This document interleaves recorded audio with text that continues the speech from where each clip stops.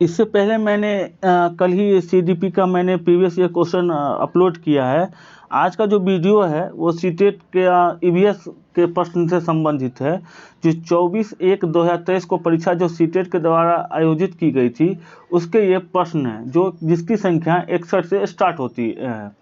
जय हिंद, मेरा नाम है शिवम झा और आपका मेरे channel let's crack CTET by Shivam Jha पर स्वागत है। देखिए, आपके पास समय है 2 से 2.5 महीना और आपको पूरी जान झोंकनी है ताकि आपका जो फर्स्ट ईयर अथवा सेकेंड ईयर में है उसके जो सेमेस्टर एग्जाम है उसके साथ साथ आप सीटेट पहली बार में ही क्वालिफाई हो जाएं। इसके लिए बस 2 ही बेसिक मंत्र है कि आप जितनी अच्छे मेहनत करेंगे और जितनी सही दिशा में आप अपनी रणनीति बनाएंगे, सफलता आपकी उतनी ही सुनिश्चित होती जाएगी। दूसरी बात यह है कि प्रीवियस ईयर क्वेश्चन से आपको यह मालूम चलेगा कि सीटेट कहाँ से प्रश्न को उठाता है, किस प्रकार के प्रश्न को घुमाता है और किस प्रकार के प्रश्नों को वो पूछता है। एक ही शिफ्ट के कई शिफ्टों के मैं आपको क्वेश्चन अपलोड करता जाऊंगा और आप देखिएगा कि कई प्रकार के कई क्वेश्चन ऐसे आपको मिलेंगे जो कई शिफ्टों में लगातार पूछे जा रहे हैं। उन सभी क्वेश्चनों को आप एक तरह से नोट बना लीजिए ताकि उस क्वेश्चन को भी भविष्य में पूछे जाने की संभावनाएं बनती है।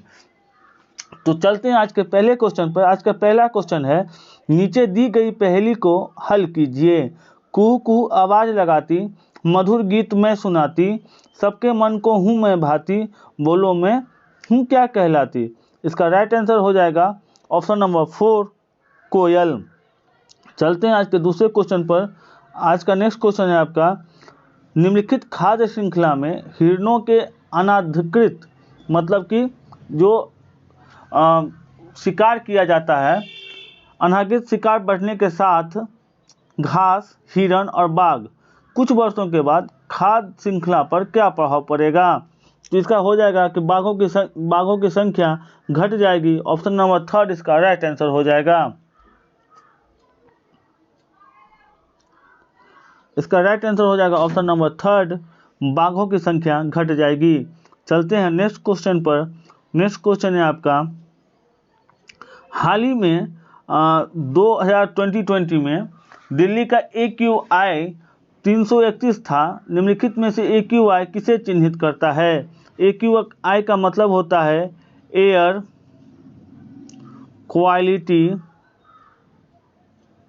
इंडेक्स। इसका राइट आंसर हो जाएगा ऑप्शन नंबर 3, वायु गुणवत्ता सूचकांक। चलते हैं आज के अगले क्वेश्चन पर। निम्नलिखित में से कौन सा स्तनधारी परिवार का सदस्य है। इसका राइट आंसर हो जाएगा ऑप्शन नंबर 1, व्हेल। चलते हैं नेक्स्ट क्वेश्चन पर। नेक्स्ट क्वेश्चन है आपका, लंगर की प्रथा संकेत करती है मुफ्त समुदाय भोजन रसोई को। लंगर की प्रथा ज़्यादातर पंजाब के क्षेत्रों में देखने को आपको मिलेगी। नेक्स्ट क्वेश्चन है आपका, भौमजल स्तर के नीचे कठोर चट्टानों की परतों के बीच भंडारित भौमजल को क्या कहते हैं। इसका राइट आंसर हो जाएगा ऑप्शन नंबर 2, जल भर। चलते हैं नेक्स्ट क्वेश्चन पर। नेक्स्ट क्वेश्चन है आपका, हाथियों के बारे में नीचे दिए गए कथनों पर विचार कीजिए। कथन आपका पहला है कि 3 माह का हाथी के बच्चों का भार लगभग 2 क्विंटल का होता है। बी है, हाथी अत्यधिक आराम नहीं करते, वे केवल 2 से 4 घंटे सोते हैं। सी है, कोई वयस्क हाथी 24 घंटे में 2 क्विंटल से अधिक पत्तियां और झाड़ियां खा सकता है। और तीसरा, किसी हाथियों के झुंड में 2-3 परिवार के सदस्य ही होते हैं और उनमें सबसे बुजुर्ग नर हाथी झुंड का नेता होता है। देखिए, जब आपको प्रश्न नहीं भी आता हो तो आप एलिमिनेशन मेथड को अपनाकर आप क्या कर सकते हैं, अपने उत्तर को प्राप्त कर सकते हैं। देखिए, यहाँ क्या कह दिया है कि जो नर हाथी होता है वो झुंड का नेता होता है, लेकिन नर हाथी न होकर मादा हाथी जो होती है वही झुंड की नेता होती है। तो डी तो हमारा पहले गलत है, तो डी जहाँ जहाँ ऑप्शन में उसको काट दीजिए। 2 और 4 वैसे ही कट गया। अब बचा आपके पास क्या, 1 और 3। सी क्या बोला, कोई वयस्क हाथी 24 घंटे में 2 क्विंटल। सी भी आपका गलत है। राइट आंसर हो जाएगा ऑप्शन नंबर 1, ए और बी, कि 3 माह के हाथी के बच्चों का भार लगभग 2 क्विंटल होता है और हाथी अत्यधिक आराम नहीं करते, केवल 2 से 4 घंटे सोते हैं। चलते हैं नेक्स्ट क्वेश्चन पर। नेक्स्ट क्वेश्चन है आपका, रीता ने एक पक्षी की ओर इशारा किया और कहा, देखो इस पक्षी की आंखें इसके सिर के सामने हैं, बिल्कुल मेरे समान। आपके अनुसार वह पक्षी किसकी ओर इशारा कर रही है?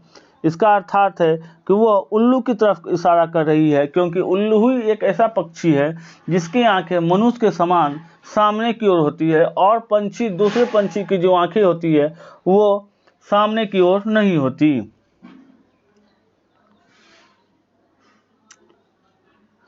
संकटापन हिरणों के लिए किस प्रकार के केवल लोकटक झील एक स्थान है? राइट आंसर हो जाएगा ऑप्शन नंबर 4, संगाई हिरण के लिए। चलते हैं नेक्स्ट क्वेश्चन पर। नेक्स्ट क्वेश्चन है आज का आपका, वीनस फ्लाई ट्रैप तथा पीटर प्लांट को कीटभक्षी पौधे कहा जाता है क्योंकि ये विशिष्ट पत्तियों या पत्तियों के भागों का प्रयोग करके कीटों को फंसाते हैं। कीटों से ये पौधे पोषक तत्व प्राप्त करते हैं। इसका राइट आंसर हो जाएगा ऑप्शन नंबर 1, पोषक तत्व। चलते हैं नेक्स्ट क्वेश्चन पर। विश्व जल दिवस मनाया जाता है। इसका राइट आंसर हो जाएगा ऑप्शन नंबर 1, 22 मार्च। RT 2009 से संबंधित जो प्रश्न बन सकते हैं या जो प्रश्न आज तक पूछे गए हैं उनका भी वीडियो मैंने अपने चैनल पर डाल दिया है। RT राइट टू एजुकेशन एक महत्वपूर्ण टॉपिक है और सीटेट के CDP, EVS, मैथ, हिंदी के पेडागोजी में भी ये सवाल कई प्रकार से घुमावदार बनाकर पूछे जा रहे हैं और पूछे जाएंगे भी, क्योंकि RT एक्ट 2009 साक्षरता अभियान एक महत्वपूर्ण विषय रहा है। तो इसीलिए अगर आपने अभी तक मेरे चैनल पर जाकर RT 2009 का वीडियो नहीं देखा है तो कृपया कर जाकर देख लें और समझें कि RT 2009 क्या है, इसमें क्या प्रावधान किए गए हैं और ये सरकारी और निजी स्कूलों में किस प्रकार लागू किया जाता है। तो इसका राइट आंसर हो जाएगा ऑप्शन नंबर 4, 6 से 14 वर्ष तक के बच्चों की मुफ्त एवं अनिवार्य शिक्षा। नेक्स्ट क्वेश्चन है आज का आपका,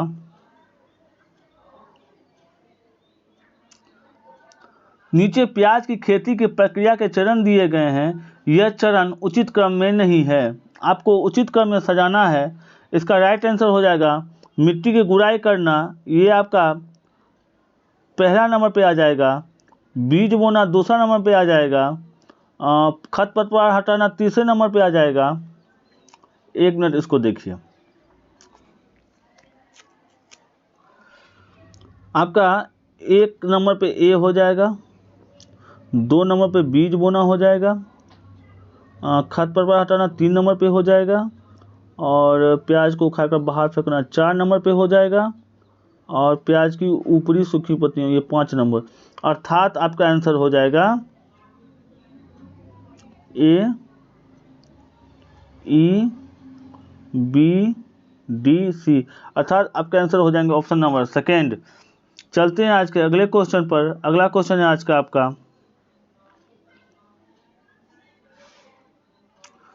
पक्षी अपना सिर कई बार हिलाते हैं, ऐसा इसलिए है क्योंकि आंखें स्थिर होती है तथा हिल नहीं सकती।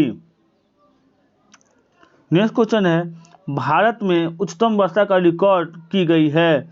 इसका राइट आंसर हो जाएगा ऑप्शन नंबर मासी नाराम। देखिए चेरापूंजी जो था वो आज से 5 साल या 6 साल पहले सबसे ज़्यादा बारिश वाला स्थान कहलाता था, लेकिन अब वो स्थान चेंज होकर मासी नाराम हो गया है, तो इसलिए ध्यान रखिएगा। नेक्स्ट क्वेश्चन है आपका,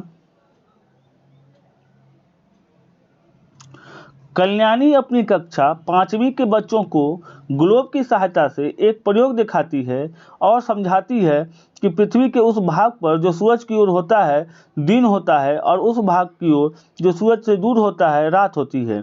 आयशा इससे प्रभावित हुई। उसने पूछा, अगर हम उस दिशा में चलना शुरू करें और चलते रहें तो क्या हमें रात मिलेगी? किस दिशा में हमें रात मिलेगी? कक्षा के सभी विद्यार्थी हंसने लगे। कल्याणी की प्रतिक्रिया क्या होनी चाहिए? इसका राइट आंसर हो जाएगा ऑप्शन नंबर 3, उसे विद्यार्थियों को इस प्रश्न का उत्तर खोजने के लिए कहना चाहिए। चलते हैं नेक्स्ट क्वेश्चन पर। आज का नेक्स्ट क्वेश्चन है आपका,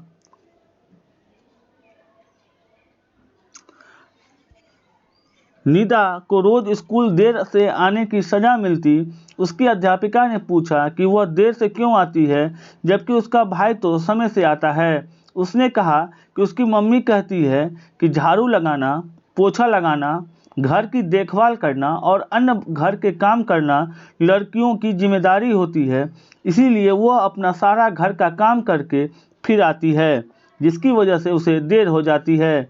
आप अगर निदा की अध्यापिका हैं तो क्या करेंगे?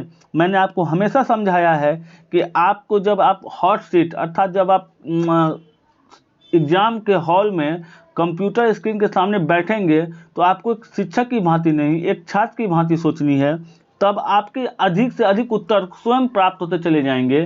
देखिए, सीटेट माइंड का खेल है। आप जितने अपने आप को स्थिर, काम और पेशेंस रख सकते हैं एग्जाम के समय में, वही आपकी असली परीक्षा है। और जितने भी प्रतियोगिता परीक्षा होती है उसमें आपका ज्ञान का आपका परीक्षण किया जाता है, लेकिन सीटेट का जो परीक्षा होता है उसमें आपके ज्ञान के साथ साथ आपके मानसिक क्षमता का भी उसका जांच की जाती है कि आप किस प्रकार से एक ही सवाल को किस प्रकार से सोचते हैं और उसके कितने अत्यधिक, कितने अच्छे आप उत्तर के करीब आप पहुंच पाते हैं। तो इसका राइट आंसर हो जाएगा ऑप्शन नंबर 3। निदा से कहेंगे कि घर की देखभाल करना और घर में काम करना परिवार के सभी सदस्यों की जिम्मेदारी है। नेक्स्ट क्वेश्चन है आपका, एक पर्यावरण अध्ययन की कक्षा में शिक्षण साधनों को कैसा होना चाहिए? इसका पहला ऑप्शन है आसानी से उपलब्ध तथा अपने आसपास से प्राप्त, बी है केवल हाई डिफिनेशन 3 आयामी चलचित्र, सी है सदैव शिक्षार्थी की इंद्रियों में किसी एक के उपयोग पर आधारित और डी है सदैव प्रयोग पर आधारित। राइट आंसर हो जाएगा ऑप्शन नंबर 3 ए और सी, आसानी से उपलब्ध तथा अपने आसपास से प्राप्त, और सी है सदैव विद्यार्थियों की इंद्रियों में से किसी एक का उपयोग पर आधारित। नेक्स्ट क्वेश्चन है आज का आपका, निम्नलिखित में से कौन सा प्राथमिक कक्षा के पर्यावरण अध्ययन की सर्वाधिक महत्वपूर्ण घटक है? इसका राइट आंसर हो जाएगा ऑप्शन नंबर 3 खोजने का आनंद। नेक्स्ट क्वेश्चन है आज का आपका, निम्नलिखित में से कौन से कथन गतिविधि की उपयुक्त व्याख्या करते हैं? इसका राइट आंसर हो जाएगा, उससे पहले आप ऑप्शन को देख लीजिए क्या कह रहा है। ए में कह रहा है कि गतिविधि एक शारीरिक, सामाजिक और मानसिक क्रियाकलाप है। बी कह रहा है कि गतिविधि प्राथमिक कक्षाओं के लिए उपयुक्त है और बड़ी कक्षाओं में मुश्किल है। सी कह रहा है आपके लिए कि गतिविधि द्वारा पाठ्यक्रम नियत समय पर पूर्ण नहीं करवाया जा सकता है, और डी कह रहा है गतिविधि अनुभवों से सीखने की प्रक्रिया है और सीखने में सहायक होती है। इसका राइट आंसर हो जाएगा ऑप्शन नंबर 3 ए और डी। ए में है आपका कि गतिविधि एक शारीरिक, सामाजिक और मानसिक क्रियाकलाप है, और डी में कह रहा है गतिविधि अनुभवों से सीखने की प्रक्रिया और सीखने में सहायक होती है। चलते हैं आज के नेक्स्ट क्वेश्चन पर। नेक्स्ट क्वेश्चन है आज का आपका,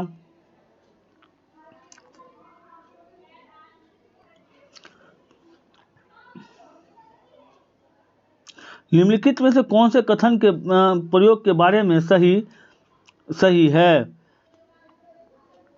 देखिए, कथन में क्या कह रहा है कि प्रयोगों के परिणाम पाठ्यपुस्तक में दिए गए आने चाहिए जिसे सभी विद्यार्थी पुष्टि कर सके। बी कह रहा है कि प्रयोगों के परिणाम पाठ्यपुस्तक में नहीं दिए जाने चाहिए जिससे विद्यार्थी स्व अवलोकन, जांच पड़ताल तथा सामान्यीकरण कर सके। सी है प्रयोगों के परिणाम शिक्षकों द्वारा बताए जाने चाहिए जिससे विद्यार्थी पुष्टि कर सके, और डी है प्रयोगों के परिणाम शिक्षकों द्वारा नहीं बताए जाने चाहिए क्योंकि प्रयोग अवलोकन, जांच पड़ताल तथा सामान्यीकरण के बारे में है। इसका राइट आंसर हो जाएगा ऑप्शन नंबर 2 बी और डी।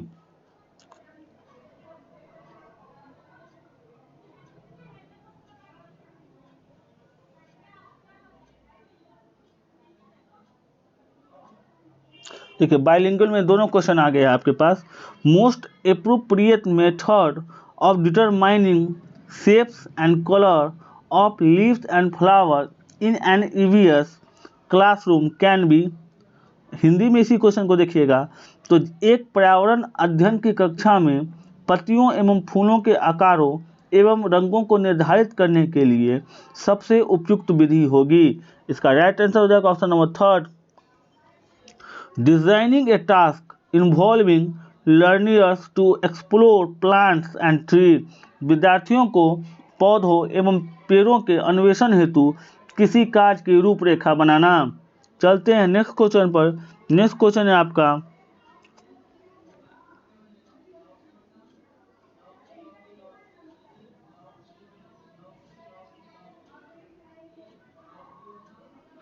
देखिए, Bhim asked his gardener why flower and fruit are colored when the leaves of the plants are green, which process skill as exhibited by Bhim.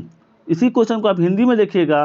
Bhim अपने बागवान से पूछता है कि फूल फल रंगीन क्यों होते हैं जबकि पौधों के पत्ते हरे होते हैं। भीम के द्वारा किन प्रक्रिया कौशलों को प्रदर्शित किया जा रहा है। इसका राइट आंसर हो जाएगा ऑप्शन नंबर 4 ए और सी, अवलोकन और प्रश्न पूछना। इसी को इंग्लिश में अगर इसका आंसर देखेंगे, इसका राइट आंसर है option number 4 observation and rising questions. चलते हैं नेक्स्ट क्वेश्चन पर। नेक्स्ट क्वेश्चन है आपका,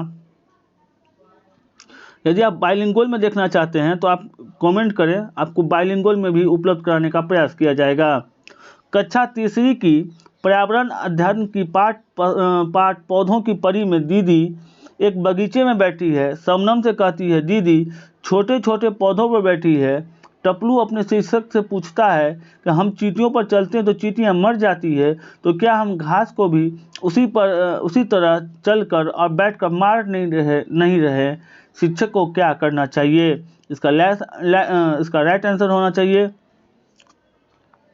ऑप्शन नंबर 4 व्याख्या करनी चाहिए कि बगीचों को घास काटने के बाद भी फिर वृद्धि करती है।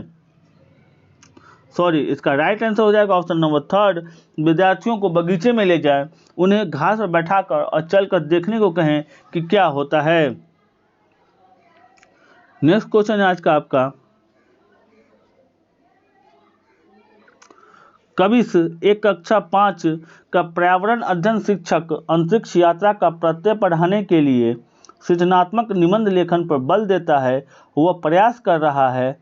आपका ऑप्शन ए में है छात्रों को प्रश्न पूछने से हटाने का, बी है कल्पनाशीलता तथा भिन्न सोच को प्रोत्साहित करने का, सी है शिक्षणों के प्रति व्यवहारिक पद्धति को बढ़ावा देने का, और डी है प्रयोगात्मक एवं क्रियाकलापों पर आधारित शिक्षण से बचने का। इसका राइट आंसर हो जाएगा ऑप्शन नंबर 2 कल्पनाशीलता को तथा भिन्न सोच को प्रोत्साहित करने का। चलते हैं नेक्स्ट क्वेश्चन पर। आज का नेक्स्ट क्वेश्चन है आपका,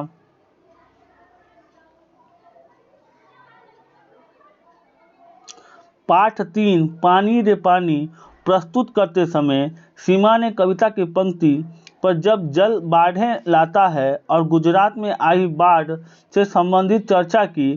छुटकी ने पूछा कि गुजरात में बाढ़ क्यों आई और उसके शहर में क्यों नहीं आई। निम्नलिखित में से कौन सा इस प्रश्न का सर्वाधिक उपयुक्त हल होगा। इसका राइट आंसर हो जाएगा ऑप्शन नंबर 3 क्रियाशील मॉडल।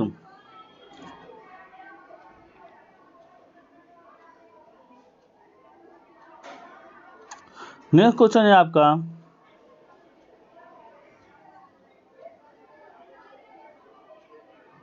प्राथमिक स्तर पर एक पर्यावरण अध्ययन शिक्षक को व्यक्तिगत विभिन्नताओं वाले विद्यार्थियों को शामिल करना संभव है। राइट आंसर हो जाएगा ऑप्शन नंबर 3 विद्यार्थियों को विषम समूह में कार्य करा कर।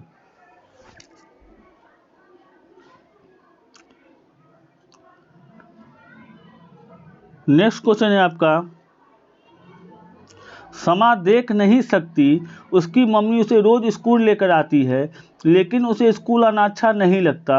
वह अपनी मम्मी को कहती है कि उसका कोई दोस्त नहीं है और उसे कक्षा में जो पढ़ाया जाता है वो समझ में नहीं आता। समा के शिक्षक को उसके लिए निम्नलिखित में से क्या करना सबसे उपयुक्त होगा।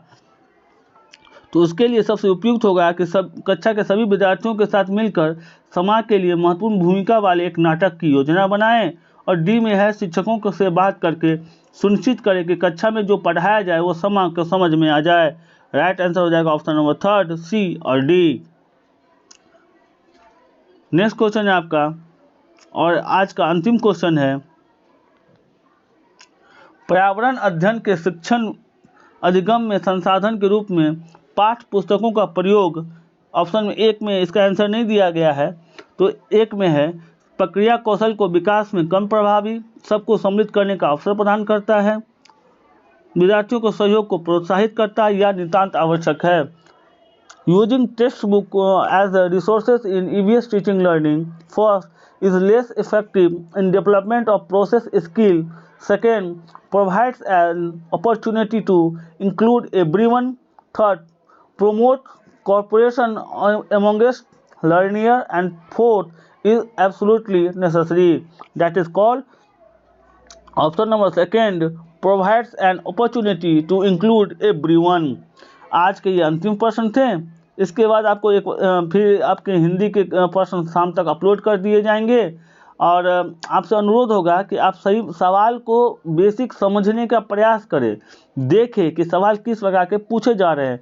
देखिए, दूसरी बात क्या है कि सबसे महत्वपूर्ण बात यह है कि जब तक आप सवाल को समझिएगा नहीं, ट्रेंड को पकड़िएगा नहीं, आप तैयारी कर रहे हैं, पसीना बहा रहे हैं, मेहनत कर रहे हैं, लेकिन आप सही दिशा में नहीं कर रहे हैं, तो वो फिर अंतर्गत हो जाकर परिणाम आपको फल नहीं देगी, आपकी मेहनत आपके अनुरूप नहीं होगी। तो फिर इसीलिए आपको अगर आपके परिणाम आपको अपने अनुरूप चाहिए, तो सबसे पहले आप प्रीवियस ईयर क्वेश्चन को देखिए, समझिए, और देखिए कि कैसे क्वेश्चन, ऐसे कौन कौन ऐसे क्वेश्चन बन रहे हैं, चाहे वो सीडीपी के हो, चाहे ईवीएस के हो, चाहे हिंदी पेडागोजी के हो, चाहे मैथ पेडागोजी के हो, जो शिफ्ट बाय शिफ्ट पूछे जा रहे हैं। देखिए, सीटेट एक दिन में तो एग्जाम आयोजित एक शिफ्ट में करवाती नहीं है, सीटेट कई चरणों में, कई दिनों में एग्जाम का आयोजन करवाती है, और उसके पास तो सब, मैंने आपको पहले भी बता दिया कि 1 to 5 के लिए भी 1 to 5 एनसीईआरटी एंड 6 to 8 के लिए भी 6 to 8 का एनसीईआरटी बुक है।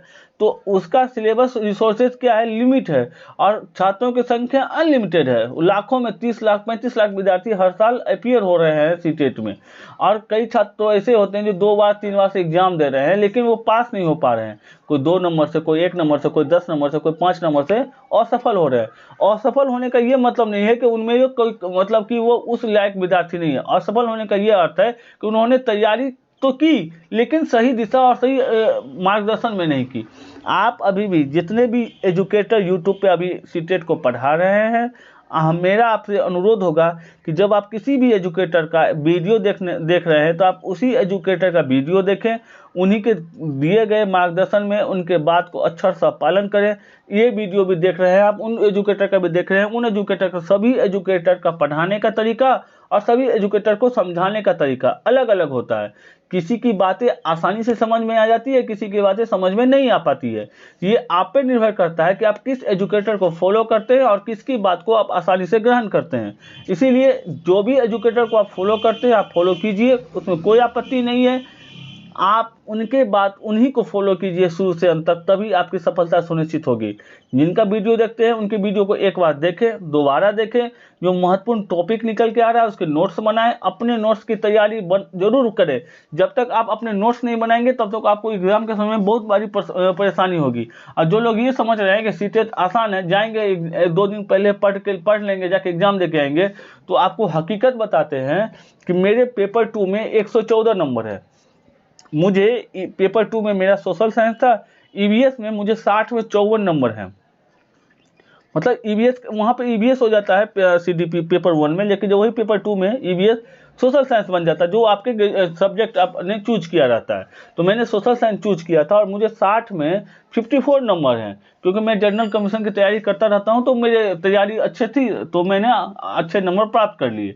लेकिन वही जब आप सीडीपी में आइएगा तो मुझे भी वहाँ कठिनाई महसूस, वहाँ मेरे को मात्र 105 नंबर प्राप्त हुए। क्यों प्राप्त हुए? क्योंकि मैंने तो उस पर तवज्जो नहीं दिया। मैं देखिए कारण क्या है ना, किसी चीज़ को आप लाइट वेट में लीजिएगा तो वो भी आपको लाइट वेट में लेगा, किसी चीज को आप हल्के में समझ रहे हैं तो वो भी आपको हल्के में समझेगा, बोलेगा चल चल चल तू निकल, पतली गली से निकल, आप दूसरा विद्यार्थी जो मेहनत कर रहा है वो मेरे लिए सही है। तो आप जो मेहनत कर रहे हैं तो आप भी उन्हीं के रूप में मेहनत करना होगा।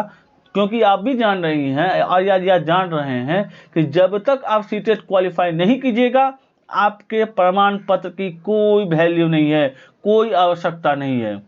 इस बार केवीएस ने इसका प्रत्यक्ष प्रमाण दे दिया कि जो छात्र सीटेट जो भी किए हुए थे लेकिन सीटेट क्वालिफाई नहीं थे, उन्होंने उनकी अपॉर्चुनिटी को छीन लिया, उन छात्रों से या उन छात्राओं से छीन लिया, क्योंकि वो तो सीटेट क्वालिफाई थे ही नहीं। वो तो बीएड डीएड में 85, 80, 90 नंबर लेके बैठे हुए हैं, लेकिन सीटेट क्वालिफाई नहीं है, अपॉर्चुनिटी मिला ही नहीं, आपको छीन लिया गया। क्योंकि वो तो एक तो देखिए केवीएस अपना एग्जाम खुद लेती है, इंटरव्यू खुद करवाती है, सब कुछ लेती है, फिर भी उसे एक प्रमाण पत्र मांगती है। और वो सीटेट का प्रमाण पत्र कितनी आवश्यकता है, वो इस बार जो छात्र या छात्राएं केवीएस का फॉर्म नहीं भर पाए वो अच्छे से समझ रहे होंगे।